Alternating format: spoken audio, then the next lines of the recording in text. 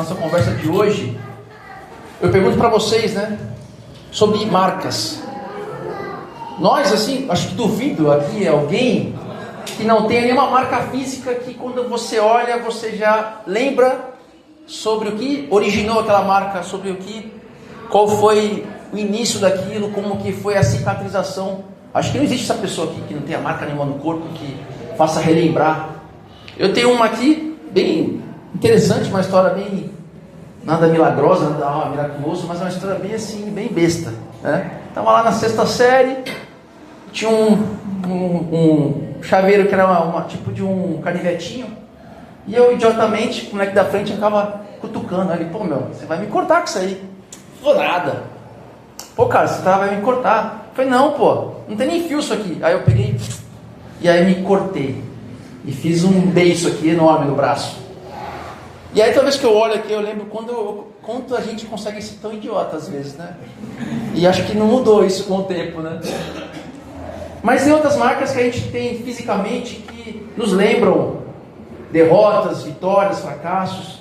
Mas da mesma forma existem as marcas que a gente tem que ninguém está vendo. As marcas internas. Marcas que podem já ter cicatrizado ou que estão em processo de cicatrização.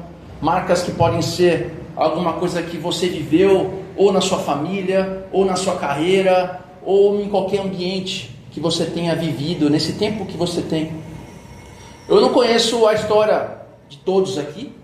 Uns eu conheço mais, outros conheço menos sobre a história de vida, sobre as lutas e as dores. Mas existe uma dor que com certeza nós compartilhamos como grupo, como uma comunidade que se resolveu se unir em nome de Jesus. E essa dor é a dor que infelizmente a gente tem das marcas da religiosidade, as marcas da religião. Infelizmente, o lugar aonde nós devemos ir e que possamos ser curados das nossas dores, nos ensinar a vencer e a cicatrizar de forma rápida, infelizmente ela abre ainda a ferida e aumenta a dor. Eu sei que muitas vezes a gente tem uma dor, uma cicatriz, uma marca que a gente precisa realmente abrir para que cicatrize corretamente, que está com pulso, está com algum processo inflamatório, mas às vezes isso não acontece.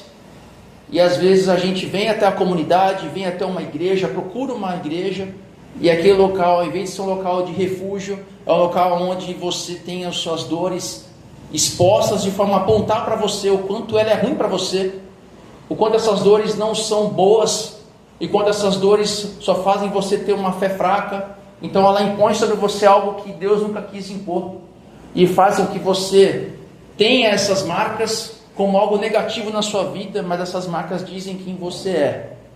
Então eu faço uma pergunta honesta aqui para vocês: por que continuar buscando uma vida em comunidade, se a igreja, que deveria ser um lugar de cura, também pode ferir? A igreja que tinha que ser um lugar de cura, ela te fere. Como é que você pega, em algum momento da sua vida, você estava lá, acho que vou procurar uma igreja. Dificilmente a gente vai procurar uma igreja porque está tudo normal. Nossa, acordou, puxa que legal, acho que hoje eu vou na igreja. Mas acho que dificilmente acontece isso. Pode acontecer com alguns, principalmente aqueles que já nasceram no meio cristão, mas aquele que não veio do meio cristão, dificilmente ele vai se aproximar de uma igreja quando está tudo maravilhosamente bem. Então você vai lá, você acredita que aquela comunidade vai te fazer ser transformado, se assemelhar a Cristo, mas infelizmente ela usa essa ferida para te ferir mais. Infelizmente que a igreja, ela precisa ser uma resposta à cultura que vivemos. Ela tem que ser uma igreja contracultural e não subcultura. O que é isso? Subcultura é você criar uma cultura de crente, o crentez fluente. Essa semana eu fui na Expo Cristã e eu estava conversando com o pessoal aqui. Para ter uma exposição cristã gigante no AMB, você precisa falar com um público maior de crente. Não dá para fazer uma Expo Cristã e tentar trazer uma exposição onde o tema é assuntos muito específicos. Então você tem que abraçar a maior quantidade de pessoas cristãs sobre aquele assunto. Então o que a gente viu lá? A gente viu muitos livros sobre a mesma ótica, sobre marcas de sucesso, como conquistar isso, como abrir chave, como conseguir aquilo outro, como descobrir você ser uma pessoa melhor para conquistar algo, sempre pensando em incentivar as suas próprias vontades e desejos, mas jamais pensando em te modificar e se assemelhar a Cristo. Ou seja, em vez de criarmos uma contracultura, onde aqui você tem um local de refúgio e você possa ter uma mensagem relevante para que você leve para a sua vida em comunidade, em sociedade, e você ser de fato transformado e ter uma mensagem para o mundo que fala assim, caramba, realmente Jesus é relevante, Jesus é impactante. Mas infelizmente, por vários motivos, a igreja está aqui reafirmando aquilo que você já sofre lá fora, que é os próprios conceitos de uma sociedade deturpada. E eu vou citar 3 aqui que a igreja tem repetido e feito até com mais excelência que lá fora, que é a busca da aparência, a busca da performance e a busca do sucesso. Então a gente vê muita gente levando o evangelho e fazendo com que vocês creiam que isso é cristianismo. Você deturpa a palavra para que eu possa atender os meus próprios desejos de empreendimento, né? Quem está aqui à frente, e colocar em você com que o seu desejo, a sua vontade, não precisa ser transformada para o Cristo, mas eu possa fazer com que essa sua vontade, seu desejo, que é sediado nesse mundo, onde só quer se importar com você mesmo, sem importar com a coletividade, e você conquistar cada vez mais. Só que nesse caminho, onde o evangelho da graça é transformado para o evangelho do palco, aqui vira um palco, onde nós temos aqui somente repetindo aquilo que é passado lá fora. Você que tem as suas marcas, as suas feridas, que você procura uma comunidade para que ela te transforme, você vê que você é diferente dos outros. Parece que só você tem problema, porque a aparência é o que importa, a performance é o que importa. Você vê aqui só mensagem de sucesso. Eu tenho, minha vida é só sucesso, é só bênção, eu faço isso e daquilo, e você escuta aquilo e fala, caramba, peraí, só eu estou errado? Só minha vida é o caos. E nesse meio, infelizmente, como a gente tem a tendência de copiar as pessoas que andam mais com a gente, a própria sociedade, a própria comunidade que vive nesse meio do evangelho totalmente errado, acaba reproduzindo esse conceito, e você quando chega aqui, as pessoas ainda falam, peraí, não é assim, as suas marcas não são boas, você tem que ser forte, você tem que vencer, você não pode ter fraqueza, você não pode ter dor, você não pode chorar, você não pode ter nenhuma vulnerabilidade, porque o evangelho é do sucesso. Você tem que ter boa aparência, o Instagram tem que estar bombando, só com coisa boa. Não vejo ninguém postando coisa ruim da vida, ninguém acordando de manhã, olha, estou caos hoje, minha vida está horrível, vou fazer um post. Não vejo, não existe essa pessoa. Então, às vezes, a pessoa que vem aqui se recorrer a um refúgio, ela vê que ela não tem esse espaço, e ela é obrigada a vestir uma maquiagem. Ela tem uma maquiagem espiritual para mostrar para os outros que tudo está bem com ela, porque se ela mostrar que ela está destruída, que ela tem problema, que a vida dela não é tão perfeita assim, e que mesmo assim ela costuma buscar a Deus, ela tem buscado a Deus, ela não pode ser verdadeira, porque aqui não pode ser verdade. O que importa é eu ser espiritual, eu ser uma pessoa que vai e Deus está comigo, e Deus abre portas, eu ponho o pé e Deus põe o chão, e vamos que vamos. Esse é o cristianismo real, esse é o cristianismo que Jesus nos ensinou, onde você não importa. Não é assim. Nós precisamos ser ouvidos, nós precisamos compartilhar nossas dores, e não podemos mais reproduzir o mesmo padrão da cultura. Isso serve para nós como indivíduo e nós como uma comunidade cristã. E infelizmente, quando nós vestimos essa máscara e vivemos esse meio, essa coisa que empurra, aonde eu tenho que esconder quem sou e mostrar um falso eu, essa máscara vai grudando na sua cara. Essa máscara que você tenta aparentar, ela vai grudando, e você já não sabe quem você é. A fachada vira identidade, e você não se reconhece. Você não se reconhece mais.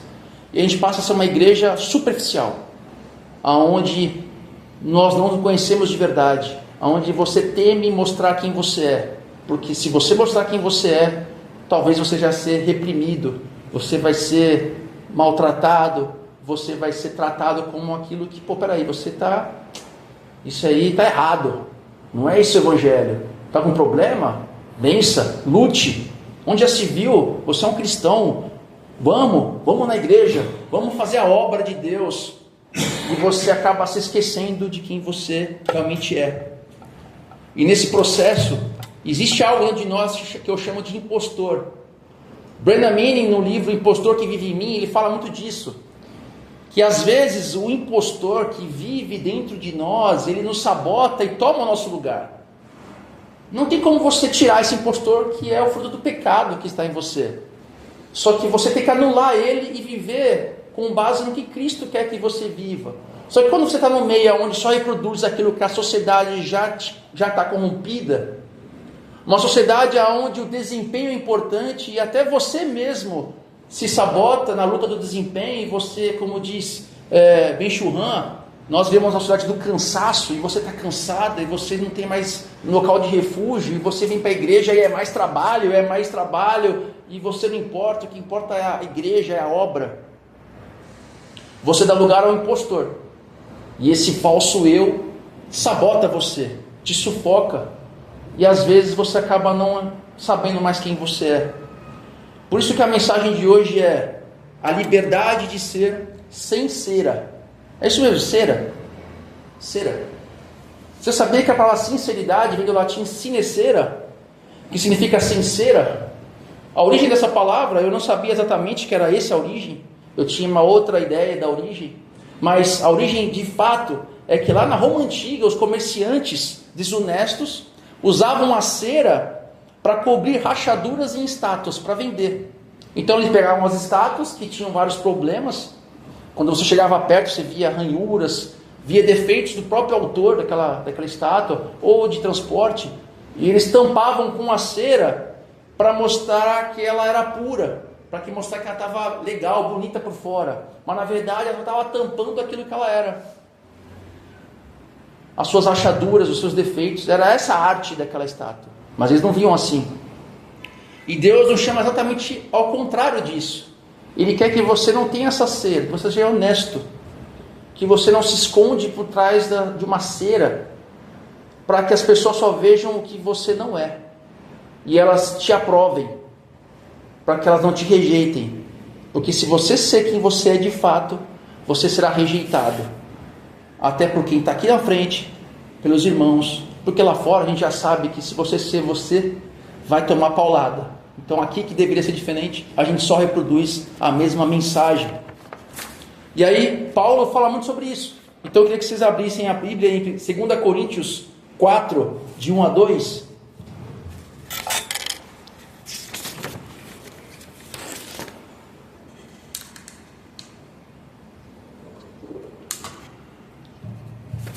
Paulo aqui nesse texto, antes da gente ler, ele está nessa segunda carta de Coríntios, né? Provavelmente a terceira carta de Coríntios, ele está reafirmando o seu ministério. Ele está falando assim, olha, eu sou isso, aquilo outro, porque existe uma desavença, existe um revanchismo com Paulo. E aí ele fala aqui do ministério dele, que é assim: portanto, visto que Deus em sua misericórdia nos deu a tarefa de administrar nesse novo sistema, nunca desistimos. Rejeitamos todos os atos vergonhosos e métodos dissimulados. Não procuramos enganar ninguém, nem distorcemos a palavra de Deus. Em vez disso, dizemos a verdade diante de Deus. E todos que são honestos sabem disso. O que ele faz aqui, Paulo? Paulo, ele não exalta a si mesmo. Quando você está aqui na frente, ou no âmbito de você falar de Jesus através da sua vida, através da palavra de Deus, você jamais pode exaltar a si, exaltar a Cristo. Infelizmente a gente vive nessa aparência onde eu preciso mostrar uma espiritualidade, eu preciso exaltar a mim mesmo, que eu não sou um cara que tem problema, eu não sou um cara que tem defeito, e quando eu tenho um problema eu venço, não tem essa. Você está fazendo um desserviço ao Evangelho, porque isso não é o Evangelho da graça, não é o Evangelho do amor. E aqui ele tem alguns pontos muito legais sobre o que ele quer que a igreja seja. Ele encoraja a igreja a não desanimar frente às aflições. Porque às vezes, quando vem a dificuldade, nós como igreja passamos por algumas em algum tempo, né, nesse último ano. Nas aflições, nas dificuldades, às vezes nós tiramos a defesa e abrimos portas para aquilo que pode ser perigoso. tanto para uma liberdade exacerbada e viver um evangelho do oba-oba, como também um evangelho legalista, onde tem um monte de regra, eu tenho que seguir um monte de regra para mostrar que isso é cristianismo. E ele fala assim, olha, eu rejeito todos os atos vergonhosos e métodos dissimulados. Esses dissimulados, em algumas traduções, ele traz a parte de enganosos. E traz a ideia de adulteração. Olha só, eu para poder agradar o meu público, eu tenho que usar às vezes métodos dissimulados, enganosos, que adulteram a mensagem para trazer um objetivo. Infelizmente, muitos que estão aqui à frente usam desses maus objetivos para que você possa empreender os meus projetos gananciosos. Isso não é evangelho. Eu usar a palavra de Deus para que você não seja transformado, mas sim que você cumpra aquilo que eu quero que você faça. Em nome de Jesus, que absurdo. E não é só você como ouvinte e alguém está aqui pregando. Você no seu dia a dia pode estar fazendo o mesmo. Você está usando o nome de Jesus para empreender os seus próprios projetos gananciosos. E assim você não está vivendo a graça, que Paulo fala desse novo sistema. Não podemos esconder quem nós somos. Você não pode dar esse lugar ao teu falso eu, para que você atenda a seus objetivos gananciosos, ou às vezes você transformar a sua verdade, a sua verdadeira identidade, para que você não tenha senso de rejeição e você seja aceito num grupo. E aqui um grupo de cristãos que se autodenominam assim. E Paulo não tira esse princípio da cabeça dele, né? Ele tira isso de Jesus, que a gente vai... que vocês possam abrir aqui em Marcos 6,34. Leiam Marcos 6,34. Essa mensagem, eu não vou ler aqui, mas essa mensagem é muito legal porque Jesus, ele vê a multidão. E a primeira coisa que ele tem, a primeira coisa que ele tem é compaixão. Ele vê, cara, esse povo não tem pastor, esse povo está perdido, está largado. Mas ele não vem aqui para não estar sem pastor, está largado. Opa, agora eu vou colocar o meu sistema aqui para vocês. E o sistema é esse aqui, ó. Não. A primeira coisa que ele teve é compaixão. Ele entendeu, como ele é Deus, ele ouviu o coração daquelas pessoas, entendeu as dores que elas tinham. Estavam perdidas, sem caminho a seguir. Aqui Jesus sentiu, viu e cuidou das pessoas. Esse é um pastoreio real. E Jesus hoje continua sendo sensível às nossas necessidades espirituais e físicas e nos chama a vivermos como Ele. Então essa é a comunidade cristã saudável, de refúgio, onde as pessoas vêm e são primeiro recebidas com compaixão. A gente não precisa saber a história dela para termos compaixão. É só ver, sentir e se condoer com ela e caminhar com essa pessoa. Só que para a gente poder fazer isso como comunidade, a gente precisa se entender como indivíduo primeiro. E aí eu venho num ponto aqui que eu queria analisar com vocês. Qual é a anatomia desse impostor que está em nós? Qual é a anatomia? Como identificar esses aspectos? Será que eu estou dando lugar a esse falso eu? Será que pessoas estão fazendo com que eu perca a minha identidade e eu seja uma pessoa falsa? Eu nem me reconheça mais?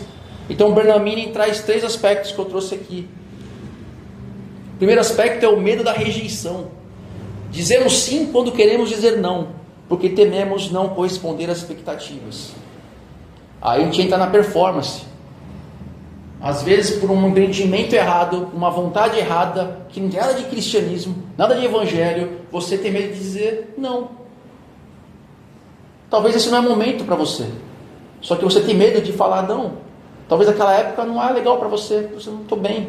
Eu preciso cuidar de mim primeiro. E você tem medo de dizer não, porque diz não. Não para a obra de Deus, não para Deus. Aqui é a obra de Deus. Lá fora é a mesma coisa, só que eu não quero nem entrar no aspecto da vida lá fora. Porque se você aqui dentro já está sofrendo isso, quanto mais lá fora. Então, pega o que eu estou falando e utiliza isso na vida que vocês têm, além da igreja. Mas aqui não é para ser assim. Você não pode ter esse medo de rejeição porque você não faz alguma coisa, ou porque você pensa diferente da pessoa que está à frente, da liderança, ou o que quer que seja. Você não pode ser assim. Nós vamos te respeitar e amar você como você é.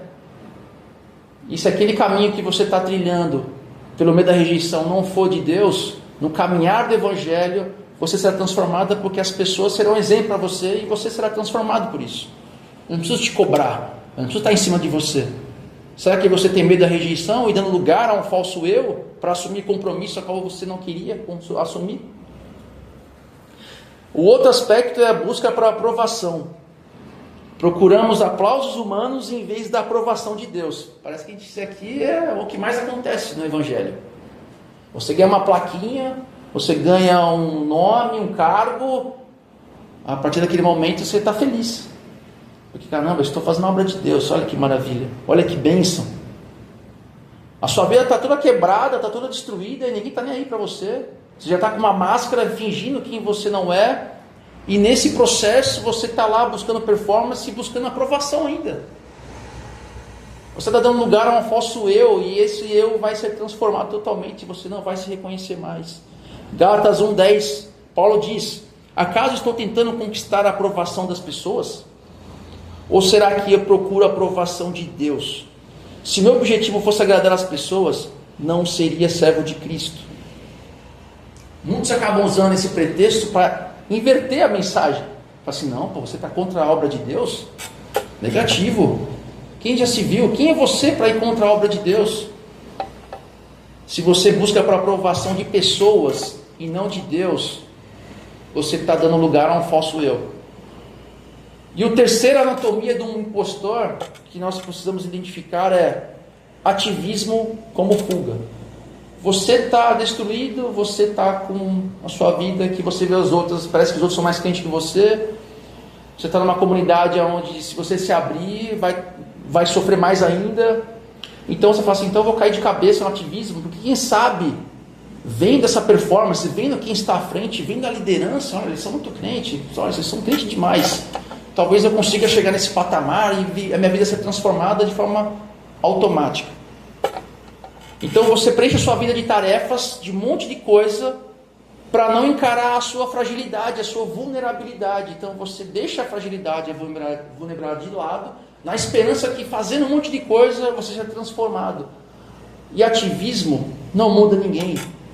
Porque na primeira dificuldade, na primeira questão que possa ser difícil de lidar, você abandona tudo, você larga tudo, porque você vê que o ativismo não serviu de nada. Você vai ter novas marcas, novas feridas da religião. Mas essa anatomia, essa identificação do falso eu, desse impostor, esse processo de retirar essa máscara espiritual que você está vestindo, que parece que está colada na sua cara, você precisa também, para esse processo de cura, da comunidade. Então, a primeira resposta para uma comunidade saudável é você se identificar e ver o quanto você está sendo você de verdade. E o segundo aspecto que pode me ajudar como pessoa, e automaticamente ajuda a todos, porque se todos buscarem viver de forma plena, de forma se abrir, a forma ser real, a comunidade também vai ser transformada. A comunidade também vai ser melhorada, vai se aproximar a Cristo. E a comunidade como um todo também participa desse processo da minha transformação. Porque esse reencontro com o nosso verdadeiro eu exige um ambiente onde aprendemos, assim como Jesus, que eu disse, Marcos 6,34, a ter compaixão, a ouvir e sentir o que ela é. Ouvir sem julgar, acolher antes de corrigir, caminhar junto. É esse o Evangelho. É respeitar e fomentar a fragilidade humana, porque Paulo diz em 2 Coríntios 12:10, porque quando sou fraco, então é que sou forte. Você só vai saber o quanto você de fato é forte em Deus, dando lugar à fraqueza, porque é a fraqueza que mostra o quanto você é forte. Você ficar falando o quanto você é forte, isso não vai se transformar, não vai te amadurecer, você só vai ser um crente mimado. Agora, quando você dá lugar à sua fraqueza e expõe ela mesmo, essa não é fraqueza, você vai dar lugar à força. Essa é a única força que o Evangelho incentiva, a você mostrar a sua fraqueza. Esse é o verdadeiro poder do Evangelho. Lembremos mais uma vez de Marcos 6,34. A primeira reação de Jesus não foi repreensão, mas compaixão. E esse deve ser o olhar da igreja, da nossa missão como igreja. A nossa comunidade, que não tem nome, é Yara Center, ela está querendo entender ainda a sua missão, sua visão, seus valores, sua visão de futuro. E nesse processo de institucionalização, às vezes a gente pode se perder. Só que a gente não pode perder o foco que é Jesus, que é a missão da igreja, qual que é? Amar as pessoas, ter compaixão, identificarmos com ela e sermos nós mesmos. E isso é ser relevante. Isso é presença que evangeliza. Às vezes a gente está preocupado em ser relevante, impactante, e Timothy Keller, John Stott, N.T. Wright, lendo todos os autores aí modernos, preocupados em ser relevantes, mas talvez o simples é relevante. Não que em detrimento das outras coisas a gente não estudar e não se preparar, mas a simplicidade do Evangelho transforma, porque ela é uma resposta para o mundo, a qual o mundo está numa loucura, e talvez o simples seja o suficiente. E aí eu entro no meu terceiro aspecto, que é o último, que é uma comunidade curada, é pastoreio mútuo. A cura e a transformação acontecem na comunidade de Cristo, não no isolamento. A gente vê um caminho hoje dessa pós-modernidade onde existe um individualismo, onde a pessoa, eu sou igreja e eu vivo o evangelho. Eu estou decepcionado com a igreja, a instituição igreja, e eu dou razão, porque a igreja é uma de pessoas pecadoras e diversas pessoas de má índole, vários problemas acontecem, isso é normal. Só que ela se decepciona com a igreja e ela, em resposta a isso, em vez de ela procurar um outro local, ela se isola no seu mundinho e fala assim, não, eu vou buscar o isolamento porque eu sou igreja. E ela acaba nesse processo adaptando um Cristo que não é o Cristo da Bíblia, é o Cristo que ela criou. Um Deus que ela criou que tem o mesmo nome que o nosso, Cristo. Mas não é o Cristo verdadeiro. Não. Deus não chama assim. A oração de Cristo lá é Pai Nosso, não é Pai Meu. É na comunidade, na coletividade. E a igreja deve ser esse lugar de cuidado mútuo, não de aparência. Tiago 5,16, o autor nos lembra: portanto, confessem seus pecados uns aos outros e orem uns pelos outros para serem curados. Aqui está o remédio: confissão, oração, acompanhamento mútuo. Isso é um bálsamo para que esse impostor que vive em nós não ressurja, não volte a nos dominar, nos sabotar e não sabemos mais quem somos. Uma igreja saudável, uma comunidade que pretende ser saudável e permanecer assim, porque tudo que é ruim hoje começou bem. Acho que nada começou ruim. Vamos juntar esse pessoal aqui e vamos fazer isso aqui. Não, acho que tudo começou bem um dia. E depois deturpou por, sei lá, vários tipos de motivo. Mas uma comunidade saudável não é aquela onde ninguém se fere. Aí que é a questão. Mas a gente é saudável, a gente é, nossa, missional. Essas palavras muito legais, né? Aqui ninguém se fere. Mentira, pô. Se ninguém se fere, algo está errado. Porque toda família tem briga, tem problema, tem ferimento. O problema não é não se ferir. O problema é se ferir e não curar. Então, nós como comunidade não podemos nos enganar que vai ficar tudo maravilhoso para sempre. Nossa, que grupo legal, nossa, eu amo todo mundo. O Big Brother, no primeiro dia, sempre está todo mundo feliz, né? Na fazenda lá, é que você vê lá, pô. Assina lá o BBB 24 horas para você. Tudo começa maravilhoso, cara, daqui a pouquinho, o que era legal, fala assim, nossa, o cara é chato, mano. Nossa, o cara fica falando só isso. Pô, o cara não faz isso, faz aquilo. Então o que hoje é daqui a pouco começa, poxa, o culto atrasou 20 minutos. Essa novidade é saudável. Mas daqui a pouco, atrasou 5 minutos. Isso é normal. A gente desanima com algumas coisas e precisamos ter novos dispositivos para que reanime aquele pessoal e entenda o objetivo. Então não estou falando para a gente ser largado e nem ser legalista. Mas o ferir, que é algo muito mais grave do que essa mera divergência de horário e tempo, vai acontecer. Eu estou profetizando aqui. Olha que eu fiz várias profecias aqui que deram certo. Me escutem. Eu estou anjo da igreja. A gente vai se ferir. Mas o problema não é quando vai ser, por que vai ser. O problema é se não vai ser tratado. Cicatrizes de restauração nos amadurecem mais. Você tem um problema, ferir e você ser restaurado, nossa, isso faz crescer. A gente não quer uma comunidade e todo mundo igual.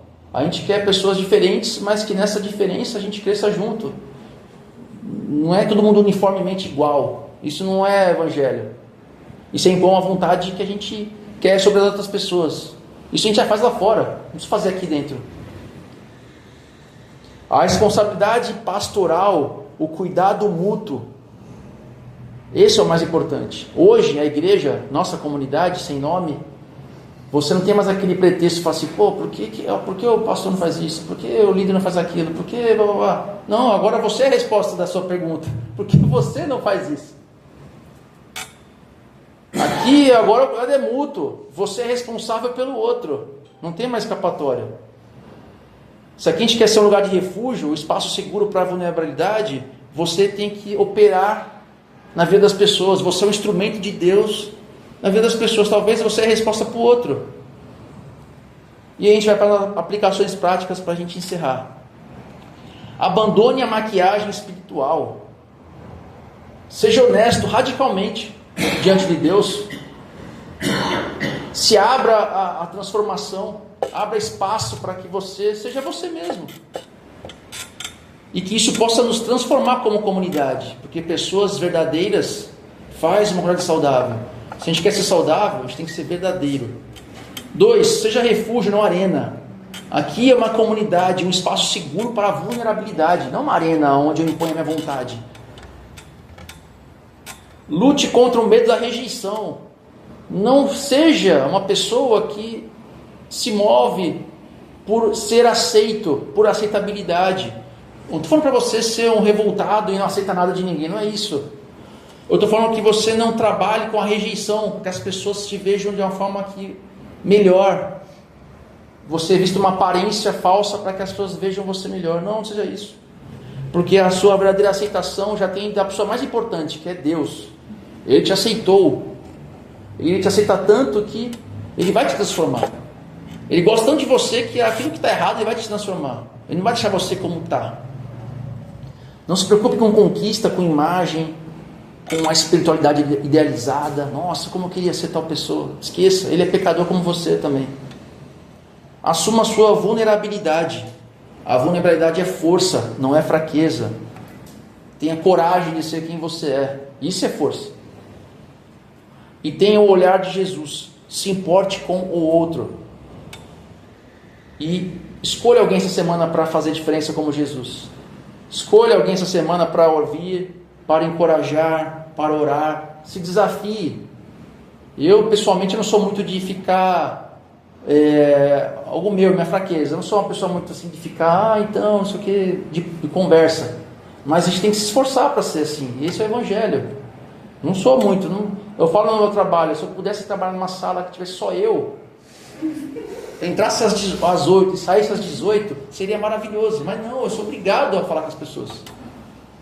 E nesse processo, Deus trabalha na gente e nos transforma, e nos muda. Estou no processo ainda, porque tá difícil. Né? Você achava que eu ia falar que não, agora foi. Não foi. Está ainda. Então é isso, pessoal. Eu não sei como é que está o seu coração diante de Deus. Eu não sei como é que está a sua vida. Mas que você possa realmente buscar a sua verdadeira identidade em Cristo. Fechamos nossos olhos nesse momento. Senhor Deus e Pai, o Senhor conhece cada um de nós. Sonda, Pai, o nosso coração com o Teu Espírito, Deus. Sonda o nosso coração, o nosso entendimento. Que o Senhor, ó Pai, possa nos fazer identificar aquilo que nos sabota, Deus. Aquilo que faz com que sejamos aquilo que não queremos ser e muito pior, daquilo que o Senhor quer que sejamos. Porque se nós queremos uma sociedade saudável, uma igreja saudável, comece por nós. Nos transforma. Para que nós em comunidade realmente sejamos saudáveis, não por causa de uma técnica, não por causa de um método, não por causa de um sistema, de um livro que ensina a ser saudável, mas porque nós somos saudáveis e assim a comunidade será saudável. Nos transforme para isso, Deus. Não permita, Pai, que utilizemos os mesmos recursos, os mesmos instrumentos a qual já o mundo se autodestrói. que não sejamos preocupados com a aparência, com a performance, com o sucesso, porque o nosso objetivo aqui é sermos um fracasso perante o mundo. É isso que a igreja é chamada. Jesus assim foi, radicalizou, Deus, e que nós radicalizemos dessa forma na tua presença, mas nos transforma, que não queremos viver um evangelho diluído, Deus, não queremos viver um evangelho onde adaptamos um Deus para nós, mas queremos viver o verdadeiro Deus que é o Senhor e da palavra de Deus. Se alguém aqui nessa manhã está sofrendo com dores, sofrendo, Pai, com marcas, com cicatrizes que ainda doem, que o Senhor possa curar, ó Pai, em nome de Jesus. Que essa pessoa possa se abrir com alguém, possa conversar e ser curado. Que o Senhor, ó Pai, possa também, ó Deus, em cada um de nós, colocar essa disposição de sermos diferentes, de fazermos diferença. Não queremos aqui alguém só para nos ensinar a sermos como nós já somos, pecadores, falhos, egoístas, que aqui fique mexendo no nosso ego. Não, Deus, queremos alguém que nos transforme, queremos ser transformados, nos aparentarmos como o Senhor e vivermos os frutos do Espírito Santo, em nome do Senhor Jesus, amém, graças a Deus.